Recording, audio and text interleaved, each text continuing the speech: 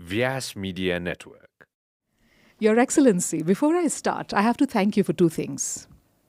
Number one, you had a farewell party last week, which was not only fun, which was not only different, it was unexpected. I never expected you to be there, dancing and singing, and the kind of fun I had was unimaginable. So thank you so much for having me there. But more importantly, that day at the party, I saw you connect with people on a level I didn't expect either. I saw you go around the room, hug people, know names of young students who'd worked with you. I saw you interact with people on such a vibrant, rich, authentic level that I wanted to ask you, where is it that you get this confidence from? Where is it that you get this level of love and connection from? And around the same time last week, I was grappling with a very big question. I must confess, I was wondering where my podcast was going. I've already recorded 4 episodes, and I'm wondering, what is it that I want to talk about? What is it that really makes me curious? What is it that keeps me up at night? Where would I like to work a bit more? Where would my viewers like to work a bit more? What is it that we want answers to? And then I just found the perfect fit that same night. I remember it was raining and I'm sitting and I'm thinking after I come back from your party and I'm like, she's really confident. She's really good at communication. She's a great leader and we can see that. And this is exactly what people want to learn. And since I have the opportunity to talk to you about it, might as well bring up these topics. And let's take it up a notch. Not only am I going to talk to you about it, I'm going to make this the theme of my podcast. So I have to thank you, because through this conversation and through seeing you that day, I got a chance to truly understand what is it that we need to learn, what is it that we need to grow in, and you really, to me, brought out the theme of my podcast, which henceforth, going forward, is going to be confidence, communication, and leadership. So double thanks to you. Thank you so much for being this person that inspired me and sort of, in a very unknowing way, nudged me in the right direction. Thank you. Well, thank you for the opportunity to be here, Mannsi. And if I can be a trigger for you identifying how you want to frame your podcast, very happy to be that trigger point. It was obviously right inside you, just waiting for the right button to press. So the button was pressed at that party for sure. I needed to know, how is it that everyone loves her so much? How did she, in such a short span of time, create a network of people around her, from students to business leaders to, I could see, political leaders, influential people, and everybody loves her just the same. How was she able to create this network? How did she actually communicate with people? And that's why this podcast, and that's why these conversations. And my first question to you is this: how did you, as a woman in a different part of the world, decide that you would want to come into Nepal? Where did you find that confidence?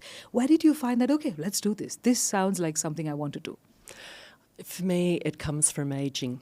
The ageing process has really helped me. Listen, I think particularly a lot of women who tend to beat themselves up for not being good enough, for not being perfect. I was definitely in that mould, and there is something that for me happened when I turned around 50. I'd had my kids. I stopped caring so much what other people thought of me, and once you have that off your shoulders and you just feel free to enjoy yourself and to say, okay, this is who I am. I can't really change it at this age of my life. The world either accepts me as I am or doesn't, and that's fine because I'm comfortable with being who I am. And so it's quite liberating not to care so much what other people think, to be comfortable in your own skin. And I think once you get to that point, you're prepared to take on new challenges because you're less encumbered by the fear of failure. So I'd had around 30 plus years with our foreign service at the point where, in fact, I was tapped on the shoulder to apply for a head of mission posting. I was quite reconciled to the fact that I probably wouldn't go on another posting because I'd had a long period where my children were in school. I was pursuing a second career as a writer, running that side by side with my diplomatic career, and I was very comfortable in that space.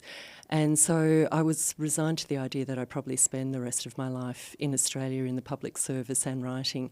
And then COVID came, and we had a lot of diplomats who were coming back from around the world with young families or struggling with COVID. And so more mature diplomats were being asked if they would consider postings. And a good friend who happened to be in a very senior position in the agency said to me, "You have to apply for an overseas posting." I looked at the list. The only country on it that I was interested in was Nepal, because I had very fond feelings about Nepal, having been here for the first time in 1986 when I was around 20 years old, an arts law student and backpacking around Asia. I knew what I was coming into in broad terms. And while I did suffer a lot of self-doubt about being an ambassador because it comes with so much responsibility, I thought it's now or never. And I was really keen to have the experience and to stretch my wings. It's amazing you say that with so much clarity, because it can't be a good, easy decision. It never can be an easy decision. But again, I'm also hoping and thinking that Nepal, being Nepal, had something to do with it. And I'm glad it did. It did, and in fact, you know, when you commented earlier in your beautiful introduction about the love that I've experienced from people from all walks of life in Nepal, I would have to emphasise, I don't think this is to do with me. I think it's to do with Nepalis and the country. I have never been in a place where there is such a warm embrace of outsiders, of people who come in, who maybe make mistakes culturally, who don't understand exactly what they're experiencing, what they're looking at, and yet they're so warmly welcomed into all communities. And so it's been so deeply humbling and gratifying to feel love from so many different people in the country. And in fact, I would say that the love I receive first is what makes it easier for me then to reach out with love and openness to everybody I've met. And it becomes self-reinforcing. So I'm on this perpetual, beautiful, self-reinforcing love cycle here in Nepal. It energizes it goes around and around. It's just happening, and you're just sort of there. And once it sort of takes the inertia of motion, you're just like, okay, it's happening. Very now. happy with this. I know that feeling. I completely understand. Last year, I had the choice of moving back to India, and I decided not to. I'm like, no, I love it here. I love the people. I'm here. I'm just not going to leave. It's as simple as that, because this place just pulls you and keeps you right here. It does. There is some very special energy here. I haven't yet put my finger on what it is. I think it's possibly something to do with centuries on centuries of people's faith and worship and investment in the notions that we know have come from places like Lumbini, birthplace of Buddha, what it tells us about showing compassion and kindness and love for all beings and working to free all beings from suffering. I think if you live that in a place over many, many centuries with so many people very deeply living those convictions, I think it changes the energy of place and it changes the energy of people and community. And I suspect that has something to do with it. But I'm still trying to work out why Nepal is, from my point of view, the best country in the world to live in as a foreigner, and a place that I will come back to again and again, and I will deeply grieve when I leave for Australia on Monday. Absolutely.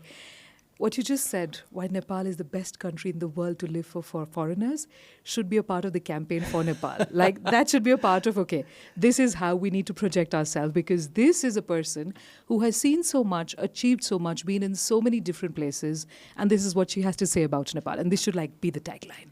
This is what Her Excellency Felicity Volk had to say about Nepal. This is how we should really look at branding ourselves. And I hope you noticed the qualification for a foreigner, because I have watched over 3.5 years so many Nepali youth particularly wanting to leave Nepal to go to countries like Australia or go anywhere around the world, and that really concerning exodus of young people out of the country tells me that while my experience here has been profoundly positive and beautiful, the experience for many young Nepalis and older Nepalis is a bit different. And this is where I think there's a lot of work to do on the part of government, on the part of the development community and others to try and cultivate as much opportunity and aspiration realised for younger Nepalis. It's all very well to come in as a foreigner and enjoy the privileges that attach to that. But it's clearly a place of great challenge for people who want to continue their birth connections here and find opportunities here. Right. And while you say that, I want to ask you, did you ever struggle with confidence here? Did you ever find yourself at a place where your unwavering belief in yourself and self-confidence was shaken maybe because of something that you saw around you? So I would say that what might on the outside appear to be unwavering confidence is not. I think there is no human being who, despite what they might try to present to the world, lives in a perpetual state of unwavering confidence. I think you'd have to be a complete narcissist to live in that state. So I would say that I have daily self-doubt in small situations, sometimes in larger ones. But I think, again, this comes back to ageing. You realise that no matter how bad something might get or how badly you might perform in a certain situation, you survive. And my perpetual mantra is, as long as no one has died, then we're okay. we're still ploughing on through. So there are no particular situations here that come to mind where I've suffered an acute, devastating sense of self-doubt. But there are situations I've been in where I've really had to, I call it girding my loins or steeling myself, to try and muster that confidence to get through a situation. And for me, it comes down to professional situations that are particularly stressful. We had our Assistant Foreign Minister visit in May of last year, and that always puts an ambassador on their mettle. You're being tested and you're being looked at, and if you make horrendous mistakes, that's where your own agency will doubt you and would even consider whether they still want you in the position. Right. So there's that weight on your shoulders of what might go wrong. But with all of these sorts of scenarios, these situations where you have very high-level officials coming in, the key point is that it's not just you who is running the show. You realise how much you're depending on your team. And if you've got a strong team and a group of people who you know are loyal to you, who are trying to make things work, who are working against the odds, against time, against last-minute changes in programs to make things work, you're going to get through. It's going to be okay. Great. You do have a lot of... what I love the most is how authentic you are. You're like, no, even I don't have unwavering confidence. And you say it with this sense of humility. How do you, A, balance that humility versus the position you're in? How do you make that little balance of, this is who I am, I'm grounded, yet I have to have this facade, yet I have to be this person when I'm speaking to people, when I'm in the media, when I'm speaking to, let's say, a politician. So how do you, A, manage that little balance? And B, a lot of young girls and women always ask me, what can I do to be more confident? And this is a question really that I'm asking on the behalf of them and myself maybe. How do you have this confidence? Maybe not unwavering, maybe it comes and goes in patches, but how do you build up that confidence?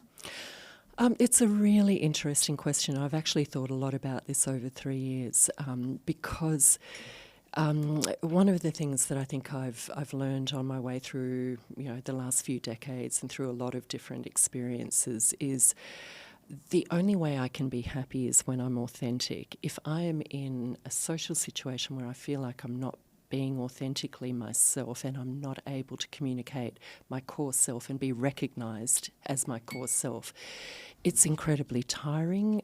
It feels wrong. I get uneasy. I feel a bit dirty even. It's this very strange feeling of having compromised myself. So then you're in a situation where professionally you're dealing with very high-level people. I'm off to pay my farewell call on the Prime Minister this afternoon as my last official call of my tenure. And there's so much that attaches to those sorts of experiences in terms of protocol and expectation and representing your country and saying what is necessary, but in a way that is appropriate to context. So I've had beautifully formulated for me by a Rinpoche, Soknyi Rinpoche.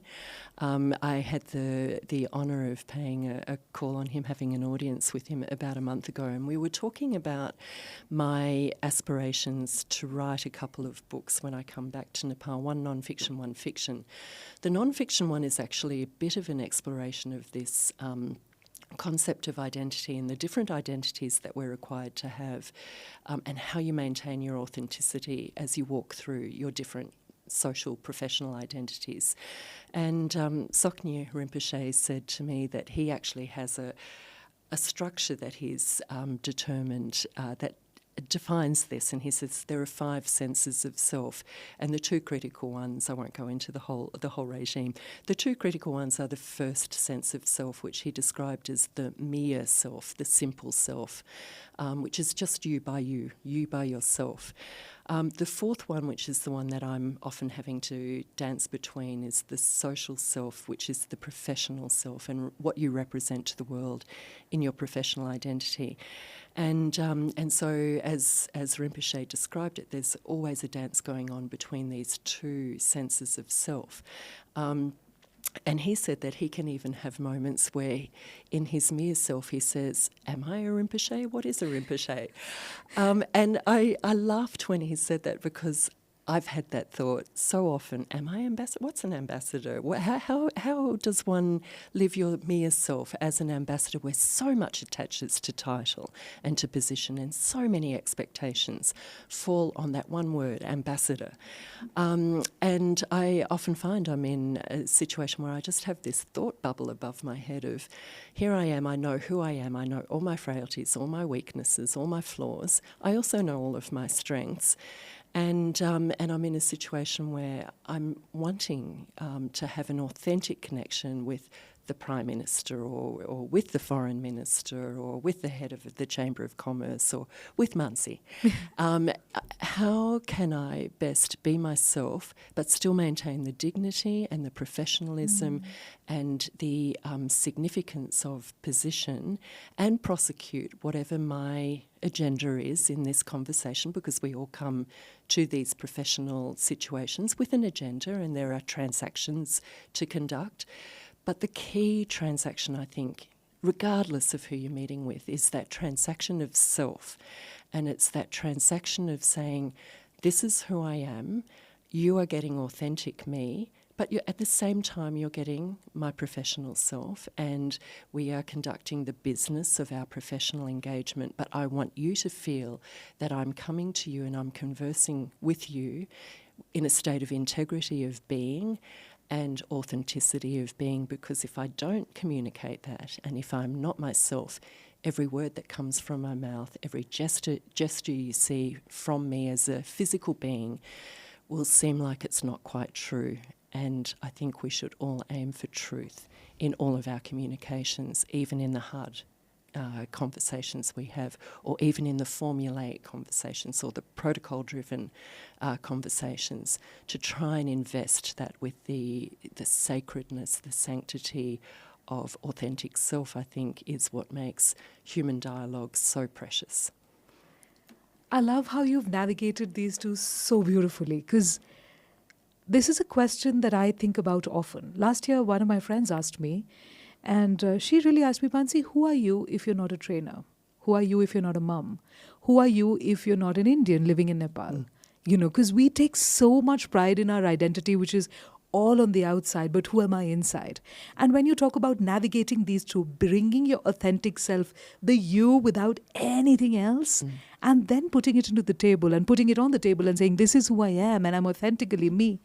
But this is also what we need to talk about. I think that balance that you talk about is magical, and this has given me a different way of thinking about it. Because very often I ponder, how is it that I can still be myself, be who I am, and yet navigate my way into this world, which requires me to be so many other things on a different day, in a different way. And I think you've just put it in the most profound, yet the simplest way. This is who I am, and you get both parts of me. And you get to see this, and this is where I'm coming from, and that's what we need to do. And that's how I understand this. That was amazing. 3 very practical tips now from your side for a woman who's grappling with self-confidence, as in she does not have the courage to take the next step. What are the 2 or 3 takeaways, 2 or 3 super practical things that she can do once she's understood who she is? What is her worth, who she is? So a few things, and they may not necessarily be that practical, but I think they're important to keep in mind. One practical one is find yourself a cheer squad. Find yourself someone or a group of people who believe in you. And I think often it's good if they're not your family members, because we always think, well, our family members have to be kind to us. They have to say nice things. Right. And so you're not going to feel that their feedback or their love of you or their promotion of you is as credible as someone who is not a blood relative. So find yourself friends, or find yourself a professional contact, someone who you trust and who you know has your best interests at heart, and ask them to be your cheer squad and to help you through those moments where you are doubting yourself, to remind you of all the value in you, because often we're not that good at seeing it in ourselves. We tend to go straight away to the negative narrative of, oh, I didn't do that very well, or last time that failed, or I don't feel good about myself.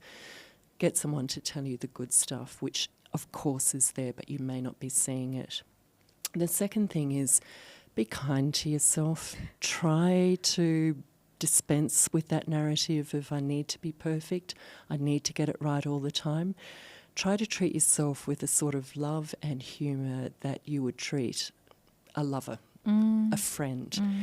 Be a friend to yourself. Be kind to yourself.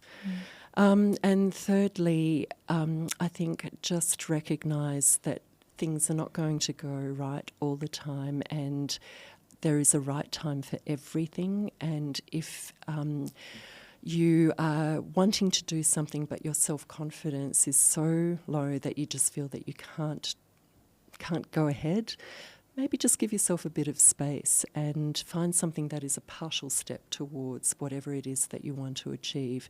Do a smaller thing. Do a few smaller things before you hit the big thing. And again, it's that quality of kindness to self, of saying, I don't have to do this right now. I'm not shying away from it. I'm not lacking courage, but I'm going to do this in small bites, and I will get there. I know I will get there, but don't feel the need to perform immediately. Take time. There is time. There is time. One of the most important things I think somebody like me needs to remember, because our schedules, you were just telling me about your schedule. You've finished one thing, you're here at sharp 10:30, you've got 6 other things to do today, but there is time. Sometimes I put myself under so much pressure and duress for nothing at all, but there is time. There's going to be another day. And with your permission, I'm going to add a little point to what you just said. So a lot of women talk about cheerleaders, and a lot of women talk about, but you know, they're not genuine. Of course, my mom's going to love me. My son was telling me the other day, Mom, you have a genetic responsibility to say good things about me. And I'm like, okay. For a 10-year-old to say that, he's like, nah, you'll say good stuff about me. It's your genetic responsibility. I want to hear it from somebody else. So often I ensure that he catches me overhearing good things about him to other people. Because that works for a little child. Yeah. He thinks if I'm saying it to him, maybe I'm being ingenuine and I'm just not making sense, and I'm possibly trying to placate him. But when I make sure he overhears me saying good things about him to, let's say, my mum on the phone, he's like, oh, she possibly means it a bit more. So that's one little trick that I find works with children. One thing that I always suggest a lot of girls who come for my sessions and corporate training sessions to do is, I tell them to have a buddy in the organization. A lot of us are extremely ashamed, almost apologetic about self-promotion. And by self-promotion, I mean just putting it out there that this is what I did and that's what I achieved. A lot of females really, really grapple with this. And I tell them, have a buddy. If you are extremely conscious about saying things that you did well, maybe get somebody to say that for you, and then you're going to pay the favor back. And soon you see both of you are going to pushing and nudging each other, and you're going to put each other's contributions out there in the open for the world to see, which is something a lot of us, especially being Indian, being a part of this culture, we talk more about humility. And, you know, if somebody tells you, oh, you're looking so pretty. No, how do I look pretty? You look pretty. You know, that's just something that you're taught to do, even growing up, even in school, at home, everywhere. But when you just start accepting your authentic self, and when you are comfortable with other people talking things about you and putting your value on the table. I think both of you grow in the process. So this is something I suggest a lot of young girls to do. Yeah, it's great advice. And I would add to it, choose your buddy carefully. Again, because what you really need from your buddy is that they're someone, A, who has their own integrity and authenticity. Yes. And be someone who's quite confident as well, because particularly I think when you're younger or for young women, there's that competition that can come into play, and you can find yourself surrounded by people who, you know, in some contexts are saying nice things about you, but again, there's that lack of authenticity and integrity, and you need to choose your buddy wisely and to find someone who you know, again, really has your best interests at heart, Right. and who is prepared to put their own self aside when required to promote your interests, because the worst thing is where you have that competition going on Right. between young people. Yes, yes, absolutely. How important do you think travel has been in shaping you? It's been critical, and I trace it back to when I was 7, 8 years old. Both my parents were educators. My mother was a lecturer in early childhood education. My father was a secondary school teacher, and they took a year-long sabbatical. And at that stage, it was just my brother and myself, 2 years older than me, my brother Nick. The four of us travelled through Asia onto Europe, and we spent about 10 months in a Bedford van travelling around Europe in 1973. So I was quite young at the time. But it awoke in me a great appreciation for how big the world is, and the fact that it's so necessary to put yourself in other people's shoes, to see things through the prism of other people, other cultures, and it whet my appetite for further travel. And so then when I was partway through my arts law degree at Queensland University, I took a year off and I backpacked around Asia. I was meant to go to Europe as well. I had a boyfriend in Germany at the time. In Thailand, I got a letter from him saying that he'd met a woman called Carolina. He'd still like to see me, but that he was now attached to someone else. And I thought, well, forget that. I'm loving Asia. So I immediately cancelled my flights to Europe and decided to stay on in Asia. And as a result of that, and this is where serendipity, I think, comes into play, I ended up having about 4 or 5 months travelling through South Asia. So I flew into then Bombay. Had a brief experience working on a movie with Anupam Kher as just, again, serendipity, 4 days of shooting a movie called Jivan Sandhya with Anupam before he became a complete, sort of rock star, movie star, and travelled through to southern India and then up and then into Burma and Bangladesh. And then I came overland from Darjeeling into Nepal and had about a month in Nepal. And when you look back decades later, you think these were the seeds that were being planted in my psyche and in my heart for place. And it's these seeds that slowly flourish and that end up with me sitting here across the table from you, Mannsi, 4 days before I'm due to leave the country.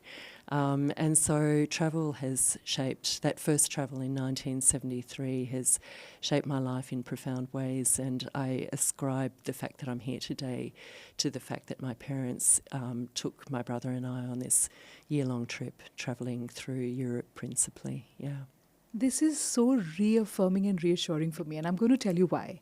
Firstly, I think there should be a film on your life, and maybe we can have Anupam Kher featured in the film, back in, do like a little cameo and talk about those 4 days, because it sounds like an eat, pray, love kind of a story. Your life with the boyfriend there and you not going, and then you discovering yourself. It's such a classic trope for a film. Yeah. So absolutely, that I totally see. But what you just told me about the sabbatical is so affirming and so reassuring for me, and I'm going to tell you why. I'm a mum of a 10-year-old boy. And because of the work I do and because of the fact that I'm sort of not always around him, there's this guilt. And mom guilt is a real thing. It's a big, real thing, and it's overbearing sometimes. And the one thing that I've decided to gift both of us is a year off. So once he's Brilliant. going to, let's say, graduate, let's say grade 10 or maybe 12th, whenever the time is right, whenever things are great, I'm planning to take him off for a year. And it's just going to be the two of us. We'll choose 4 countries or maybe 4 continents, 3 months in each, and we will backpack. We will do whatever it is that we have to. But there's just one little caveat here. And this is one thing I need him to do. I need him to make some amount of money in each place he lives in. So that's going to be the little rider. So he has to do this little thing. He could be a tourist guide. Of course, I mean, he would need to know a bit much for that. But he could translate. He could be a tourist guide. He could sell shoes. He could buzz. He could do anything. He needs to make some amount of money. And the reason for this is, again, it comes back to both confidence and communication. And then now that you're telling me, maybe just putting the right seeds in, maybe just sowing the right seeds, so one day they'll nurture and become this beautiful tree. But for me, it comes with confidence and communication, because that sense of empathy that you get interacting with people from different cultures and being able to melt into that and to understand how to navigate your way there. And then the sense of confidence that you get working and making some money in a place different from your own is really something that any child can do well with. So having heard your experience, I know I'm going to have to do this. Like, this is like a double stamp on my plan now. I thoroughly endorse your plan. I Absolutely. wish you would have adopted me. I would have gone on that trip happily with you. I mean, but maybe we could visit Australia and then we Come could see to you Australia. there. That is. Come So to I'm Australia. thinking one part in Asia, one part of Asia, I was thinking, one Europe, one Middle East or Africa, and one either the US, Canada, or Australia. So he gets a flavor of sort of all parts of the world, the very developed Western parts of the world, maybe Europe, where you have a lot of culture and it's sort of seeped in history, Asia, because that's where we're from. He needs to understand the subcontinent and this part of the world a bit better as well, and maybe Africa or Middle East, because it's a different kind of a culture as well. So Australia's on the list. I'm sure we're going to make it to Australia now, especially since it's been endorsed by you. We'll come for a holiday at the end of the other 4. But I have to ask, have you told him about this, or will he hear it for the first time from this podcast? He knows about this. Okay, good. He's already aware of this. And the other day he's like, Mama, I don't think we should go to Thailand. I'm like, okay, why? And then he comes up with this whole plan. And I'm like, okay, where do you want to go? So he doesn't know too much about too many countries, but he comes up with sort of random names sometimes. And I'm like, I don't even know where that is.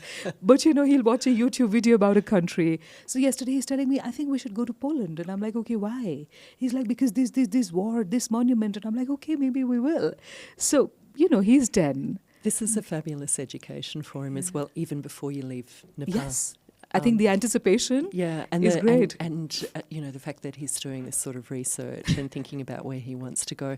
There's a very beloved, famous children's author in Australia. Her name's Mem Fox. And I remember reading an interview with her once where she said, it was an injunction to parents. She said, don't waste money sending your children to private schools.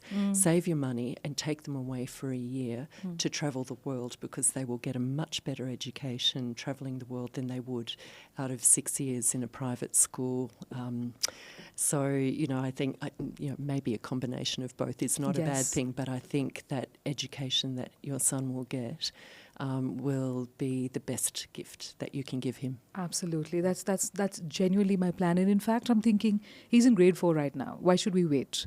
This year, we've got a 10-day vacation coming up. And I've told him, you're going to decide what we're going to do. I'm going to give you a daily budget. And you're going to decide, how we're going to spend it. Obviously, I won't let him make all the shots. But, a few things here and there. Why not? And so he needs to understand what a passport is, how important it is.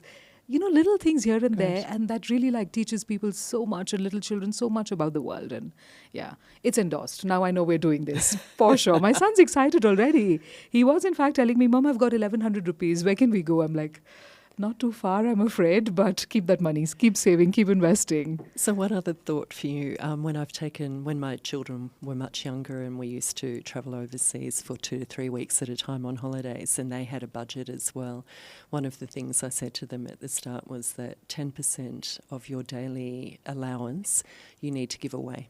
And so you need to decide, you need to be alert to the people around you, wherever you are, who might benefit most and why they might benefit from that 10% of your daily budget, just to, again, get young people thinking about it's not all about what I spend on myself, it's about what I give to other away. people. And how do you make those decisions when you're confronted in some places by many people in great need? How do you decide who you would give funds or resources to? The sense of empathy that they develop is amazing, I'm sure. Okay, this is on the list. We're doing this. We're doing this in the Dasai holidays this year. My next question to you would be again about leadership, communication. What are the challenges that you faced in terms of cross-cultural communication? Coming into a different country, coming into a place where you were an outsider, didn't understand the culture all that well. How is it that you navigate cross-cultural communication and communicating with people from different backgrounds, different fields? The first thing I think is always being attentive. The gift of giving attention is critical both in interpersonal relationships but also in those sort of cross-cultural situations. So watching carefully, listening carefully, looking for the cues from the people that you're engaging with. And knowing that you are likely to make mistakes. I mean, the advantage of being in a place like Nepal is that there is so much tolerance for the mistakes that that outsiders will make in terms of, religious practice or jatra or all of those places where ritual is important.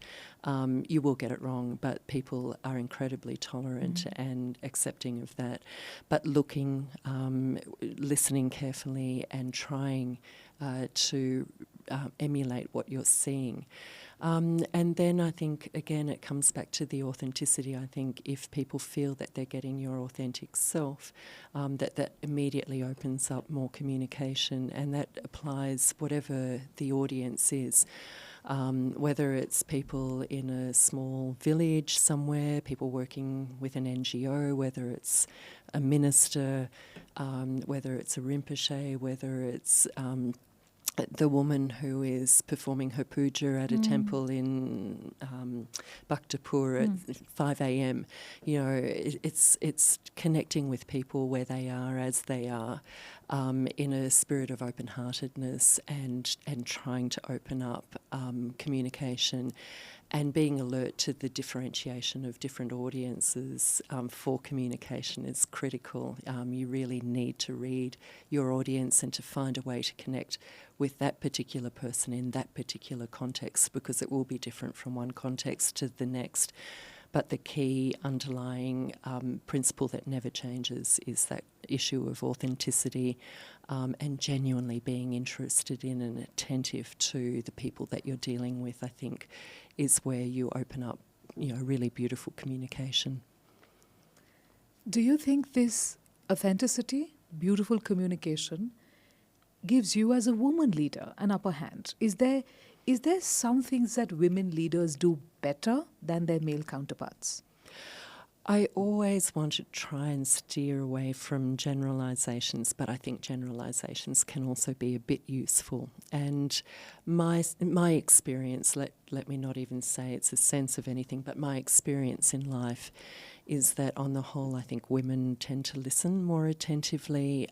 They're interested in other people's voices, not necessarily their own. I do find throughout my life I've been talked at quite a lot by men, whereas women tend to ask questions and they want to hear from the person that they're engaging with. So women leaders, I think, possibly, gross generalisation, are possibly better listeners. I think they maybe pay more attention, and I think they tend to be more empathetic. And all of these, I think, are really necessary to foster productive relationships with a team. I'm going at the moment through a series of exit interviews with my staff in my office. And a recurrent theme that I find really gratifying is that people feel that they've been listened to by me, they've been trusted, they've been given a sense of agency in the work that they do, but they know that they can come to me at any point to have a conversation about what's going on, and they feel that they are listened to in a way that empowers them. And I think that's really necessary for any leader, whatever their gender. I like that. I love that thought. And, So last week I was sitting in a conversation. Instead of you, that time I had Her Excellency Veronique Lorenzo, Yes. and she was telling me a very interesting thing about how Bill Clinton has this ability, when he's talking to a group full of people, to make every person in the room feel like he's speaking to them alone. Everyone feels heard, understood, included. Everyone feels valued, and they're there, and he's speaking to me. I'm the important person here. I saw you do that as well. Because when I came for your party the other day, I was accompanied by a young girl, Tashi. You remember? Yes. This cute little Tashi who's everywhere and who's singing and dancing all the time. Yes. And she went and I remember I was standing at the back, and she went and she gave you this big hug, and you're like, Tashi, where were you? And I'm like, little Tashi, for her, it's a core memory. She's going to remember this forever, that the ambassador not only knows her name, but gave her this big hug. And she was telling me after you left, she's like, oh, she's the sweetest I know. And, we were having this conversation about, how do they know names? Our names are different. How do they remember names? Like, for me, that's always surprising when you remember names which are very unfamiliar to you. And you make it a point to like, okay, Mannsi, how are you? Every time I met you, that's happened. And I'm always amazed and always so happy to see that. Which also makes me realize one little thing. And maybe I'm wrong about this completely, but this is a theory I have. In the next 10, 15 years, we will be relying a lot more on artificial intelligence to make the hard decisions for us. With AI coming up in such a strong way, anything that can be solved logically will be solved by AI. So a lot of decisions will be based on, okay, what does AI think? Or, what should we do? And AI is going to generate very, very sound answers on paper. But then the empathy, the decision, the final decision, it would help to have, let's say, somebody who's more nurturing, somebody who's more empathetic, somebody who's a better listener when that final call is taken, which is why I feel the next 20, 30, 40, 50 years belong to leaders who can really, really cultivate that skill a bit more. What do you think about this? It's really interesting to hear you talk about this, because I also, as we read more and more about AI and we're encountering it in so many parts of our lives, I do wonder about that conflict between the human connection and the machine connection, and what is it? How easy will it be for us to determine what connection we're having and with whom? And again, it makes me wonder about these issues around authenticity and integrity, and how much we can detect where something is manufactured, and how much we can detect when things have come from the place of heart. I really don't know where we're going to steer to on this, but I know that unless it's possible to feel that heart connection and feel that human voice and that human empathy, our lives are going to be significantly less rich and more disturbing, I think, because we deep down have a very inbuilt antenna that tells us when something is real and when it's not. So either we're compromising our wiring and we're accepting that things aren't real as we define them now, and that's tolerable, or we find ways, as you've just suggested, to inject the human, the heart, the authenticity of human experience into our encounters, regardless of how much AI might lead up to a certain point. In some ways, I feel like I'm too old for all of this, and when I read about some of it, I think I just want to go and plant flowers and vegetables. Be off the grid. To deal with things that are real, that are tangible, that I'm touching. And yet I say that living in a place where all of the philosophy around what is real and point in time and impermanence and non-attachment and the contrast between perception and reality and what is reality. I mean, those questions come up every single day from Buddhist practitioners that I speak to, which is also an interesting complexion on the nature of reality and what we're responding to, whether it's AI or human. Where do we define reality? Difficult questions. Absolutely difficult questions. I think the other reason we don't have enough clarity on this is because it's too early in the game. AI is also just in its nascent stage. In the next 5 years, maybe, there have to be some checks and balances in place to be able to define authenticity and reality and what's not real. Because I think we're going to lose that distinction very soon because there's just so much out there which may or may not be, but we never know. And we take things on face value so often. And AI is just going to make this problem and aggravate this problem quite a bit, don't you think? I do. And I think we have an inbuilt desire for truth. And so much of the public discourse that we're involved in and have been involved in over the last 5 to 10 years is around what truth, distruth, information, misinformation, disinformation, and that deep concern that we all have about whether what we're hearing is truth, and how you define truth. I think these are going to be really defining conversations in the next decade. And again, I think we won't necessarily find the answers that readily. It's going to take a lot of soul-searching, digging, a lot of conversations, a lot of safe spaces like this.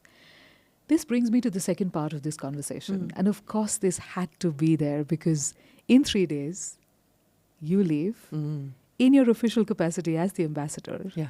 You will come back to Nepal. That's your promise. And I've heard that It is my already. promise. That's your promise. Yes, absolutely. So we know that. But in this particular position, doing what you do, you will be leaving in 3 days. Not only am I super duper amazingly honored that you chose to come here, even in your last week, I was actually thinking you would possibly decline.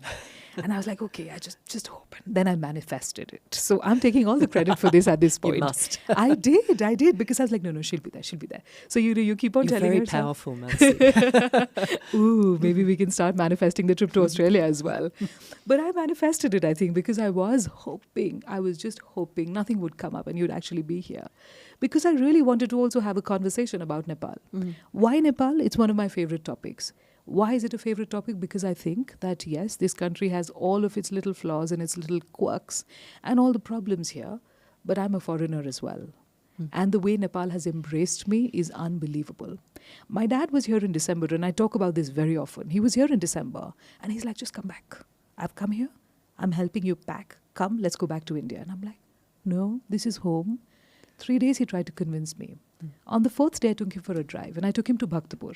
And it's just my dad and me in a car. And when you're in a car, and my dad, poor thing, didn't have 3G on his phone. Otherwise, he'd be on his phone possibly, right? Yeah. But when you're in a car and it's a long drive, you end up having conversations which you wouldn't have otherwise.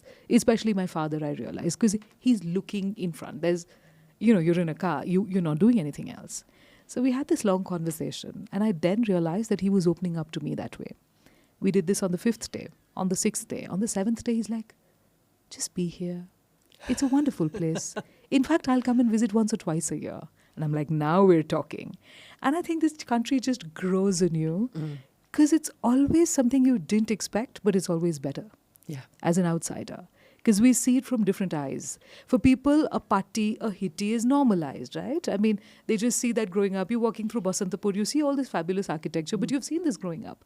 You never really understand the beauty of it. How did Nepal surprise you or shock you?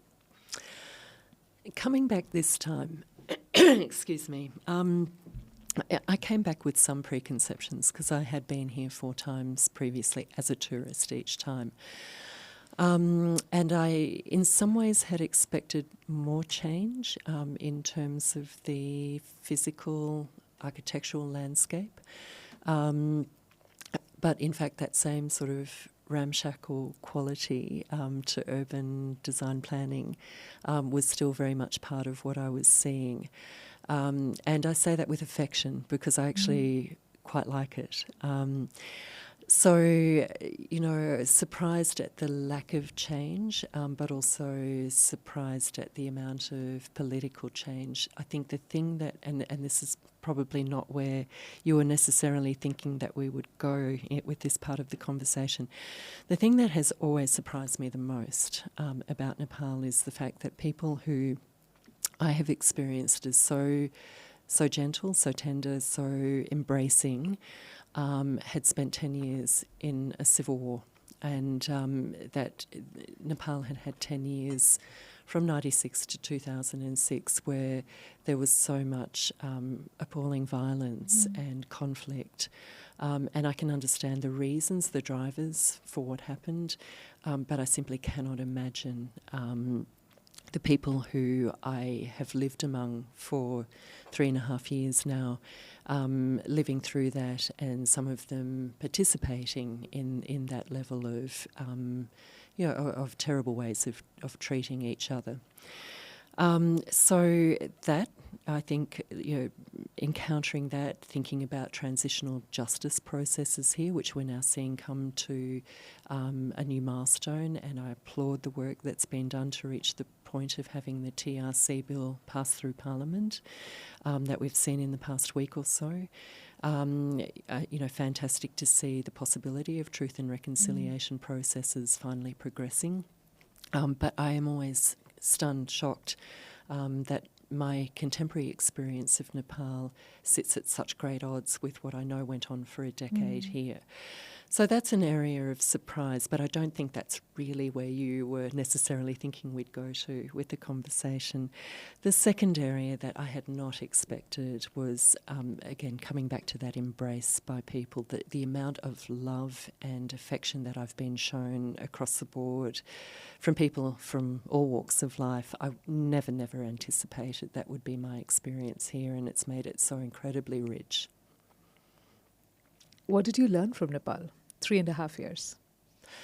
I think I've learned a greater capacity for empathy, for love, and for kindness and compassion. I've really taken those traits to heart because I've seen them lived out around me, and I also have such a great sense of responsibility of the position I've been in, the privilege that I've enjoyed comes with responsibility, and so I've really seen my tenure here as living that responsibility and living it in a way that is compassionate, that is kind, that is generous and respectful, and wanting to use my position in a way that gives opportunity to other people, whether that is young women seeing another woman in a position of power and leadership, and that notion of you can't be what you can't see, so living in a very public way the role of a woman in a leadership position, and drawing as much as possible other women into the role and into the work and into the visibility of the role. So I think for me it's been 3.5 years of a study in how I can be more generous, more compassionate, and to live in a way that benefits other people more, because it's easy to do that when you're being treated with great kindness and generosity. And the thing that scares me, I think, about going back to Australia and going back into anonymity and not being surrounded by so much love. Yeah. And I pity my children because there's a big burden on them now to love me as much as I've been loved here. But I think a lot at the moment about going back into a situation where I have less privilege, I have less love, less affection, less of the affirmation. And will I then find it harder to be as generous? And how do I cultivate generosity even when I'm back to my normal, ordinary life? Because I know it's been easier to do it here than it was before I came here, and I know it's been easier to do it in my current role than it will be when I am just ordinary Felicity Volk without the title. In some ways it will be easier to do it as well, because with the title comes constraint, you're on a leash, and I'm looking forward to being off the leash and experiencing the liberation of being what Soknya Rinpoche would have described as the mere self without so much of the social self. I have something to add to this. Maybe it's going to be different from what your perspective. So I was reading this very interesting article about how everything that you experience around you is you outward. It's your projection. Mm. It is you, your thoughts, your thoughts, your beliefs, your core, which you see reflected in the world around you. Which means that if you're getting all of this love, all of this adoration in Nepal, it is you outward. It's all inside of you. maybe the whole coming of age has also made you a magnet and made you attract just so much more of these blissful experiences and these amazing people in your life. You are sort of vibrating at that frequency, at that amazing level where everyone wants to be with you, wants to know you, wants to love you, and it's just you projected outward. What do you think? I think this is such a weird conversation. It's such an important conversation because I think about this all the time. Because if every experience that I'm living is just me projected outwards, it's just my thoughts, my beliefs that are being reflected back to me, then you're carrying all that love within you and it's going to be there in Australia. This is a lovely thought. The flip side of it is that everything that the person opposite me, Mannsi in this case, if yours is all an outward projection, then everything that I'm responding to is actually about you. It's not about me. So it just keeps flipping back and forth. It's just back and forth. Yes. But I think that, we're sort of talking about this in a jocular fashion, but I think there is a very important point here, and I think this actually gets to the point that you're making. We are energetic beings. There are energies within us and there are energies around us and underneath and above us that we're not necessarily conscious of, that we don't necessarily think about a lot of the time, that we're not observing in a normal fashion, but we are experiencing those energies. And that importance of cultivating an energy within self that is a positive energy, that is, and again I come back to those key traits of compassion and kindness and acceptance and respect, to spend a long period of time cultivating that inner energy along those lines, I think does then generate a similar energy around self. It doesn't mean that everybody is going to respond in the same way. But I think what you're doing by cultivating that energy is you're cultivating it not only in self but in your environment and in the people who encounter you.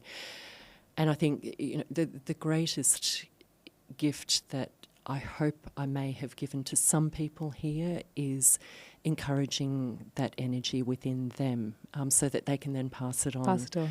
And so, beautiful hug from Tashi Lozom the other night. The encounter that I had with her was originally through the mentoring program that a number of the women leaders of international organisations and bilateral diplomatic missions, that mentoring program that we had over 2 year-long cycles. Tashi was one of the first groups, among the first group of mentees.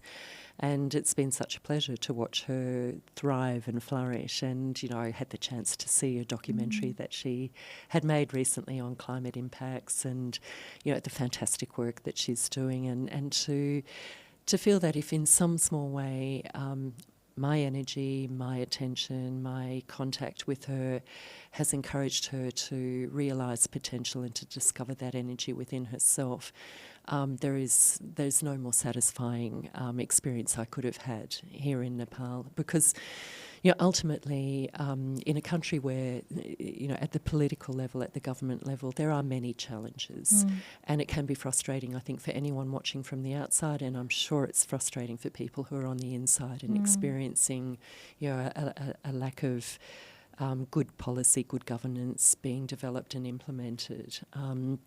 But the influence that a diplomat can have, the influence that a Felicity can have here is always going to be at that personal level. And that will be what I remember when I leave here. So I'm glad if in some way I have contributed to better energy. And I hope I can continue to do that when I get back to Australia. Absolutely. A few more questions about Nepal. What's your favourite memory? One memory. One favourite. Okay. Top. So I would go to the Embrace Autism concert that the Embassy organised back in March of last year. I have good friends who are part of the band 1974 AD, and I twisted arms slightly, but they don't need much twisting. They're so generous, such a generous group of people. They played a public concert at Tudakel that was set up with the partnership of the Kathmandu Metropolitan City.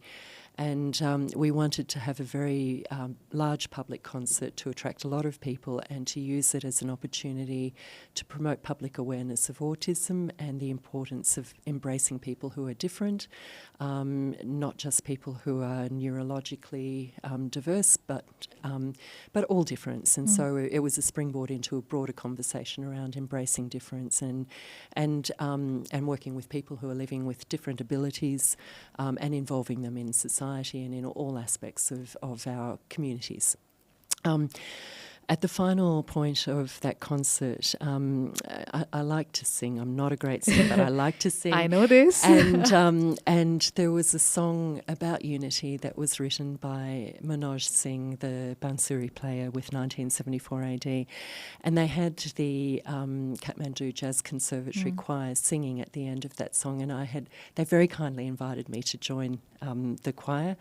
So I was on stage at the end of this amazing concert and singing words that I could barely pronounce and sort of understood with this group of young people. And the sheer joy of being on stage with fantastic band, all of whom I love, with this fantastic group of young people who were singing their hearts out for a good cause. That will definitely be one of my high point memories. And when I'm in a nursing home somewhere in 20 years' time and I'm reflecting on high points in my life, that will be up there with them. Wow, that's... Obviously, you've been told this before. You're a fabulous storyteller. Obviously, you know this. But I love how you create images everywhere. So I wasn't there for the concert. I didn't know about it, unfortunately. But I could absolutely visualize it with that vivacious energy, with that charisma, you on stage, mouthing Nepali words, unsure of how they were going to be pronounced, doing your thing. I love how you create films out of moments, and I can see it like a video, like I'm watching the whole video. And then the nursing home, and I'm thinking, okay, hopefully she's still going to remember some lyrics. Hopefully she's still going to be singing some. But that's just amazing how you just put that. And what do you think you're going to miss? Hopefully not in a nursing home, but hopefully much sooner. What are you going to miss most about Nepal? Apart from the people. You don't get to say that. That's the easy answer. We want a difficult answer. Well, it's not a difficult answer. I'm going to miss wandering through the streets of Bhaktapur with Rabindra Puri, being told about the different jatra and the history and the culture of Bhaktapur, and it being lived out beside me. And it will be, the older woman at 5 a.m., with her prasad and going and ringing the bells outside temples. I'm going to miss that.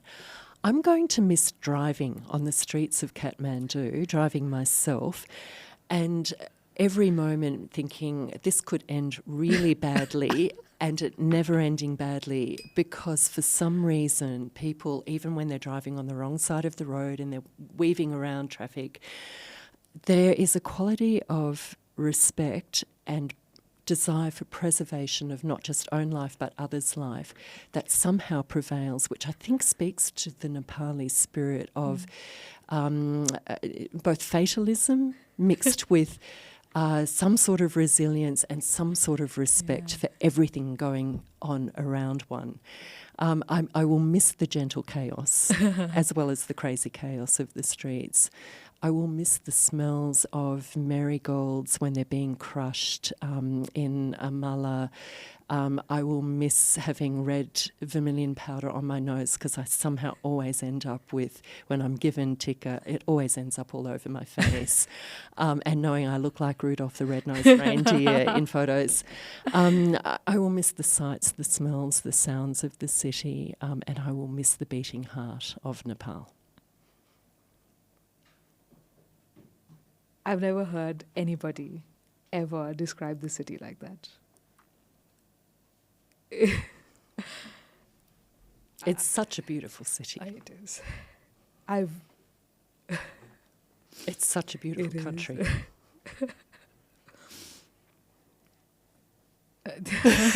So here we are without tissues, loving Nepal to tears.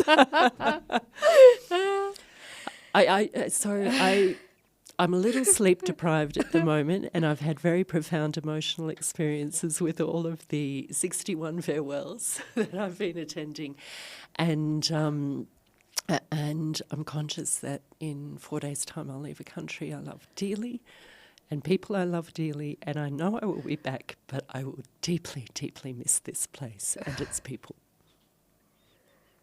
This was not a part of the plan. What, two people There's no in tears? tissues. There's no tissues anyway, right? Because I'm not sleep deprived. Why am I crying? I haven't had any fables. Why am I crying? But I think Empathy. that's connection, empathy. Yeah, because also Nepal. The thing that makes me really sad when I see, 700,000 people, Nepalis, leave their country every year is I worry that they don't understand how precious their country is and how beautiful and how much potential there is in the country. And so my deep, deep prayer and desire for Nepal and for its people is that sometime soon everyone here sees Nepal the way I see it. And as I said at the start, I've had a different experience of Nepal from others because I've lived in a position of privilege, and that does change things radically. But I can put that aside, and I can also say that the Nepal I've experienced is an extraordinary country, and it has so much potential. And I would love to see so many Nepalis come back and contribute to that and take advantage and find opportunity here. Because I think Nepal has a really important role to play in the world in spaces like interfaith, in conflict resolution, in peace building, because, what other country is the home to two major religions of the world, and have people, 120 different ethnicities and castes who somehow live in a largely cohesive manner. Who put aside difference to show respect for each other, wherever they've come from, and how much this has to teach the world about tolerance and about embracing diversity and about working together, and how much Nepal has to teach the world about managing difficult geostrategic relationships and position with India and China on each side, and Nepal having remained sovereign and somehow navigating the challenges of that. There is so much to learn from Nepal, and I hope that Nepalis recognise what a gift they have to offer the world, but what a gift they live within every day.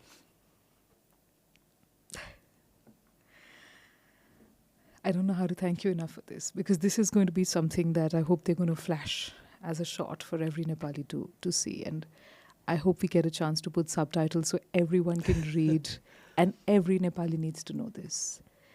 Because I don't know if I'm still a foreigner. I've been here for 18 years. So sometimes I've lived one adult life in Nepal, right? Sometimes I wonder if I was meant to be here always. Sometimes I wonder if I'm still an outsider, whether they see me as their own or not. But this thought is something that I'm going to carry in my heart every time I'm confused. Because sometimes you need to tell yourself that this is the most important place to be in. And sometimes you need to hear that from somebody else who has also possibly had a shared experience of sometimes feeling like an outsider. And that was so profound. And yeah, we'll put subtitles. We'll make sure everyone sees this. Everyone can read and understand. Which brings me to the hopefully not crying and not ugly tears and ugly crying part of this. And that's the rapid fire. Yeah. I'm going to ask you a few simple questions. All related with Nepal, because this is the second part of this conversation, the end of it, of course. Thank you. We've just got the tissues. They realized, ugly crying face. Oh, no, you cry beautifully. Oh, no. I know how badly I cry. I know. I just ugly cry because I'm like sniffing, and then I always try to hide tears, and then I'm like this, and then people know you're crying, right? You can't do that. And my son's always the guy. If you're watching a film, fine, here you go, tissues for you, because he knows this, and I ugly cry, so no. But question, rapid fire, has to be rapid. Yep. Hopefully fiery as well. Momo or dal bhat? Now Momo. you... Same. This could be... But with a good achar. Yeah. The achar is always more important than the momo. Absolutely. Do you like the peanut? Momos are a delivery system for the achar, from my point of view. I like that. I'm going to steal this line. May I? Sure. Okay. It's yours. Momos are the delivery system for the achar. Okay. Do you like the peanut achar or the tomato one? Because there's different. I like the tomato one. Peanut. Okay, fine. Still Sorry. works. I can be your friend. Okay. It's good. I'll have the tomato achar. You have the when we peanut get achar. two, Yeah. we just Yeah, flip. yeah. We get double of each. Okay. Everest Base Camp or Annapurna Circuit? Everest Base Camp. Yeah. I was there with my daughters. Sorry, flew in by helicopter, bad for the environment, I know. But just stunningly beautiful. And I've travelled a lot through Annapurna, but there is something about Everest, about that part of the range that just gets me every time. I've been once. I went for work, flew in by helicopter again. There was something different in the air, and I couldn't pinpoint it. It wasn't just cold. There was something. It's pure. It's somehow pure. It didn't seem normal to me. It's you know what I mean? otherworldly. It's Yeah. otherworldly. There was Yeah. something ethereal about it. Yeah. So for Yeah. me as well, Everest Base Camp is Yeah. it's amazing. Okay, next. Favorite Nepali festival? Biscuit Jatra. I know I'm not allowed to, but Tiha as well. Lakshmi Puja. Why are you not allowed to? Oh, Oh, two? I thought, yeah, like I'm not allowed two Oh. different Jatra. No, Yeah. okay, you have I to choose can. one. All right. All right. Biscuit Jatra, but only if it's side by side with Rabindra Puri taking me through the streets of Bhaktapur. We need to have Mr. Puri here on the podcast next. I'm going to tell him today, I'm seeing him at lunch, I'm telling him that he's had 2 plugs. Into this podcast. He's a thief. His son and my son go to the same school, same class. And I saw the little boy somewhere. Then I saw him at the party and it was so nice. He's a Yeah. delightful kid. Yeah. Okay, Thamel or Patan? Or Basant? No, okay, I'm going to make this more complicated. Bhaktapur, Thamel, Patan or Bodha? Oh, Bodha. Yeah. Bodha? Yeah. It's where I plan to come back and live when I come back next year. There again, it's an energy thing.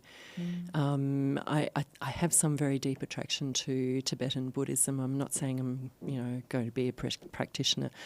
The sense of peace I have around Bodhanath is extraordinary, and I began my first day out of quarantine because I arrived here during COVID, and I had it was the time when you had to spend 2 weeks in quarantine. The morning after I got out, my staff, my deputy head of mission at the time, took me to Himalayan Java. There is a plug, Himalayan Java coffee shop at Bodhanath, and we sat there. I managed to get to the front part on the couches. I always hover like a vulture until people leave so I can sit there. And just watching people doing the kora around the stupa was magical, and it's how I plan to spend my second last day here. There again, just closing that loop. Doing my kora, my kora in time is around Bodhanath. Right, and it's Yeah. like a complete circuit and it's a Yes. coming back. Wow, that's beautiful. Okay. But I like every place you mentioned. Which is why it's difficult. Yes. I wanted to make this complicated for you. Yeah. Okay, next. One word to describe Nepali hospitality. Unparalleled. Nothing like it in the world. Yeah, not experienced it anywhere. So generous. But the one word, unparalleled. Best souvenir you've picked up in Nepal? Okay, so I'm going to qualify that a bit because souvenir is the wrong way to describe it. But I have recently acquired a 20-inch green Tara statue from an artisan who is, of course, the tradition, the techniques have been passed from generation to generation. But Rajan Sakya, who lives in Patan, in Lalitpur, who has a lost wax studio at his residence. I was there with Sangeeta Thapa from Siddhartha Art Gallery, who took me just because I wanted to learn about lost wax tradition. I saw this green Tara statue, not yet gilded or bejewelled, and I developed a connection to it. I fell in love with it. And I thought, this was about 2 months ago, I think I need to take this green Tara home with me. And I mentioned it to a few friends who also, move in circles where they see a lot of very fine sculpture. And I had various people sending me photos of green taras that I could have as an alternative. And each time I looked at them, I thought, no, it's not right. It's not right. And so I was in Parton for a weekend with a friend, and we went back to Rajan Sakya's workshop, and I spent another 3 hours there, again talking through the whole lost wax process and looking at videos. And I had informed him beforehand that I was interested in acquiring the green tara, and so she was brought in at one point, and I thought, yep, she's still my green tara. And so at very short order, she was sent off for some gilding and an antique patina and the bejeweling, and I collected her about a week and a half ago now. And she has been blessed by Dolpo Tulku Rinpoche. We had a blessing puja at his residence 2 days after she became, she was in my possession. I acquired her.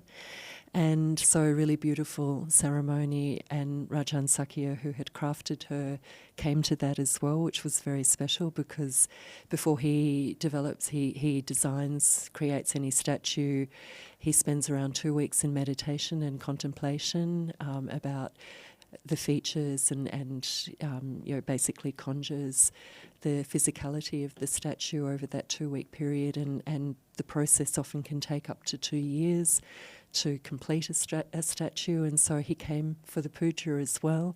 So it was just beautiful to have him there to see the statue that he'd created that was simply a beautiful artefact become invested with deity. And so my green tara is currently very carefully wrapped in bubble wrap and crated, and on her way back to Australia, where she will have a very sacred place in my residence. So not really souvenir, but probably one of my most cherished objects that I have bought. See, I love the story. I loved it. That was a long answer for rapid questions. Not rapid enough, but honestly, not rapid enough, but I could have gone on. You could have given me a few more descriptions and I would happily lap it all because of how beautiful and how visual it was, and the descriptions. Okay. Final question to you. Your favorite Nepali phrase, and I know you know quite a bit. I know you know quite a few words by now. Your favorite. So, confession, I don't know many Nepali words, but the one phrase that I have taken to heart, and I have borrowed it from 1974 AD, Yomanta Mero Nepali Ho. I was hoping you'd say that. I was hoping you'd say that because you were screaming this on the mic the other day, like all of us were. We were all on our folds, jumping and dancing and screaming this on the mic. And I realized that day I could count people of at least 6 different nationalities in the room. Everybody screaming Yomanta Mero Nepali Ho. Yeah. And I think that is perhaps what Nepal is. And that is perhaps the connection you have to this place. And at the end, I just want to not only thank you for being here. I want to not only thank you for having me over at the party. I want to not only thank you for giving direction to my podcast. I want to thank you for being who you are.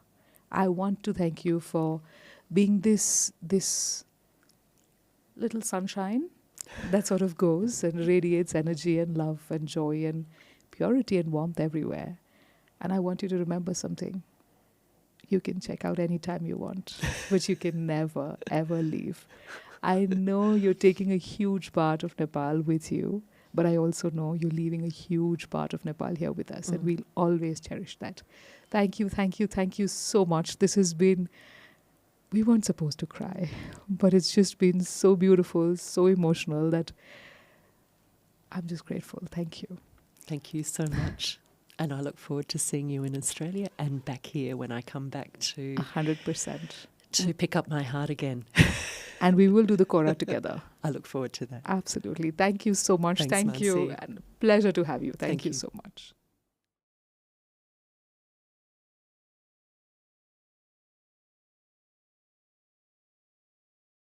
Vyasa Media Network.